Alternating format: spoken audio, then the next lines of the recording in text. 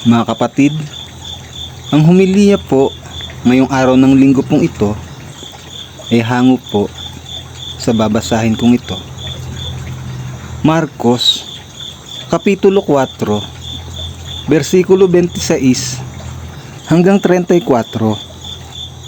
Ang talinhaga ng binhing tumutubo. Sinabi pa ni Jesus, ang kaharian ng Diyos ay maitutulad sa isang taong naghasik ng binhi sa kanyang bukid. Natutulog siya kung gabi at bumabangon kung araw. Samantala, ang binhi ay tumutubo at lumalago, ngunit hindi alam ng naghasik kung paano. Ang lupa ang nagpapasibol at nagpapabunga sa mga pananim. Usbong muna ang lumilitaw, saka ang tangkay. Pagkatapos, nahihitik ito sa butil.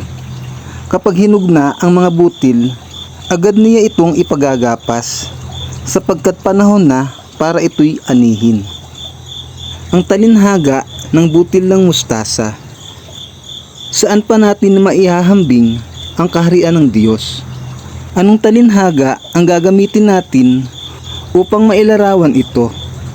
Tanong ni Jesus. Ang katulad nito ay butil ng mustasa na siyang pinakamaliit sa lahat ng binhi. Ngunit kapag itinanim, ito'y lumalago at nagiging pinakamalaki sa lahat ng tanim. Ito'y nagkakasanga ng mayabong, kaya't ang mga ibon ay nakakapamugad sa ilalim nito. Ang paggamit ng mga talinhaga. Ipinangaral ni Jesus sa kanila ang mensahe sa pamamagitan ng maraming talinhagang tulad ng mga ito ayon sa abot ng kanilang pangunawa. Hindi siya nangaral sa kanila nang hindi gumagamit ng talinhaga, ngunit ipinapaliwanag niya ang mga ito sa kanyang mga alagad kapag sila na lamang. Ang mabuting balita ng Panginoon. Pinupuri ka namin, Panginoong Hesukristo.